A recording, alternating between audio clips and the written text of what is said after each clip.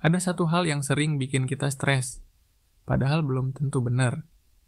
Kita ngerasa bahagia itu cuman bisa diraih kalau kita udah kaya. Kaya harta, kaya aset, kaya rekening. Tapi pertanyaannya, benar nggak sih? Apakah bahagia itu emang harus mahal? Kenyataannya, banyak orang yang udah punya semuanya, rumah gede, mobil mewah, saldo miliaran, tapi masih ngerasa kosong. Masih anxiety tiap malam, masih insecure kalau ngelihat orang lain lebih sukses. Bahkan masih kerja mati-matian sampai lupa caranya hidup. Di sisi lain, ada juga orang-orang yang penghasilannya biasa aja, hidup sederhana, tapi tiap hari bisa senyum, bisa tidur nyenyak, dan yang paling penting, damai. Nah, video ini kita bahas tuntas soal satu pertanyaan besar. Gimana caranya hidup bahagia tanpa harus jadi kaya dulu? Bukan teori kosong ya, ini berdasarkan studi dan pengalaman nyata. Jadi, dengerin baik-baik. Kalau kita ngomongin soal bahagia, kita harus mulai dari definisinya dulu. Bahagia itu bukan soal punya apa, tapi soal ngerasa cukup. Harvard Study of Adult Development, penelitian jangka panjang yang berlangsung lebih dari 80 tahun, menemukan satu hal menarik. Kebahagiaan jangka panjang seseorang ternyata paling banyak dipengaruhi oleh hubungan sosial yang sehat. Bukan uang, bukan status, bukan karier. Peneliti utamanya Dr. Robert Waldinger bilang gini, "People who are more socially connected to family, friends, and community are happier, healthier, and live longer." Jadi, yang bikin orang bahagia itu bukan isi dompetnya, tapi seberapa baik relasinya dengan orang-orang sekitar. Contoh nyatanya, lihat aja masyarakat di Bhutan. Negara kecil di Asia Selatan ini punya konsep yang namanya Gross National Happiness. Bukan GDP yang jadi tolok ukur keberhasilan negara, tapi seberapa bahagia warganya. Pendapatan per kapita mereka nggak tinggi, tapi tingkat kepuasan hidupnya termasuk yang paling tinggi di dunia. Kenapa? Karena mereka fokus ke nilai-nilai hidup, bukan cuma materi. Mereka punya waktu buat keluarga, spiritualitas, dan hidup yang seimbang. Hal yang sama juga ditunjukkan dari riset di Jepang, di daerah bernama Okinawa. Penduduk di sana termasuk yang punya umur terpanjang di dunia. Tapi kalau dilihat gaya hidup mereka sangat sederhana, makan nggak berlebihan, komunitasnya erat, dan mereka punya konsep yang namanya ikigai, alasan untuk bangun setiap pagi. Bukan uang, tapi makna. Jadi jelas ya, kayak bisa jadi bonus, tapi bukan syarat utama buat bahagia. Nah, sekarang kita masuk ke hal yang lebih praktis. Gimana cara hidup bahagia meskipun penghasilan kita pas-pasan? Yang pertama, stop membandingkan hidup kita sama orang lain. Ini salah satu sumber stres paling besar, apalagi di era media sosial. Kita buka Instagram, lihat temen jalan-jalan ke Eropa, beli mobil baru, pamer saldo rekening. Padahal yang ditunjukin cuman highlight-nya doang. Kita jadi ngerasa hidup kita kurang. Padahal kita nggak tahu, bisa aja mereka juga lagi dikejar cicilan, utang kartu kredit, atau kerja lembur tiap malam cuman buat nutupin gaya hidup. Kalau kita terus-terusan ngebandingin, kita nggak akan pernah ngerasa cukup. Dan rasa cukup itu adalah pondasi utama dari kebahagiaan. Yang kedua, punya tujuan hidup yang jelas. Ini penting banget. Banyak orang kerja banting tulang, tapi nggak tahu tujuannya apa. Cuma kejar gaji, kejar bonus, kejar angka, tapi hidupnya kosong. Coba tanya ke diri sendiri, gue hidup buat apa sih? Bukan buat siapa-siapa, tapi buat diri sendiri.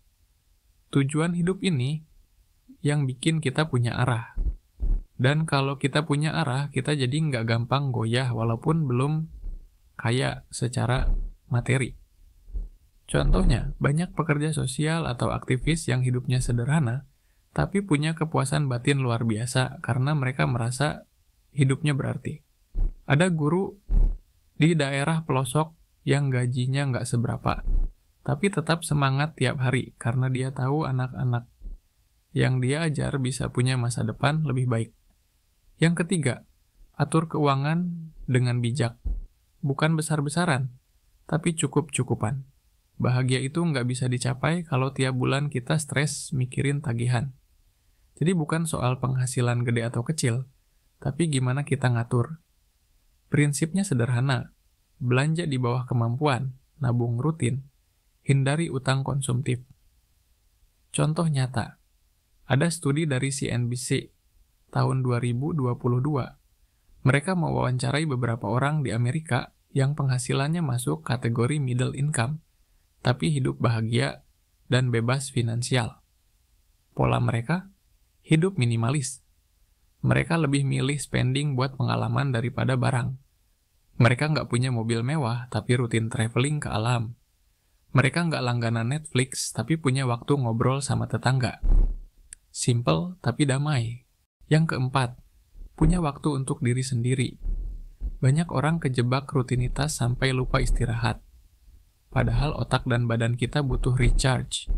Nggak harus ke Bali atau staycation mahal. Kadang cukup duduk sore di teras, baca buku, jalan kaki keliling kompleks, atau nulis jurnal. Aktivitas kecil kayak gitu bisa bantu kita lebih sadar dan bersyukur atas hidup yang kita punya sekarang. Yang kelima, bersyukur. Kelihatan klise, tapi ini powerful banget. Riset dari University of California, Davis, nemuin bahwa orang yang rutin nulis rasa syukur, tiap hari lebih optimis, tidur lebih nyenyak, dan punya energi lebih banyak. Karena ketika kita fokus ke apa yang udah kita punya, kita berhenti mikirin apa yang kurang. Kita juga bisa belajar dari cerita nyata orang-orang yang mempraktikkan hidup sederhana, tapi tetap bahagia. Salah satunya adalah Ronald Read. Dia adalah petugas kebersihan dan tukang isi bensin di Vermont, Amerika. Gaji pas-pasan, tapi sepanjang hidupnya dia hidup hemat, sederhana, dan rajin investasi. Setelah dia meninggal di usia 92 tahun, baru ketahuan kalau dia ninggalin warisan lebih dari 8 juta dolar pengisian buat rumah sakit dan perpustakaan lokal. Gila kan? Tapi yang paling penting, selama hidupnya orang-orang bilang Ronald itu orang yang bahagia. Nggak neko-neko, nggak pamer, tapi damai. Karena dia nggak pernah merasa harus jadi kaya buat bahagia. Dia cukup dengan apa yang dia punya. Dan dia hidup dengan tujuan.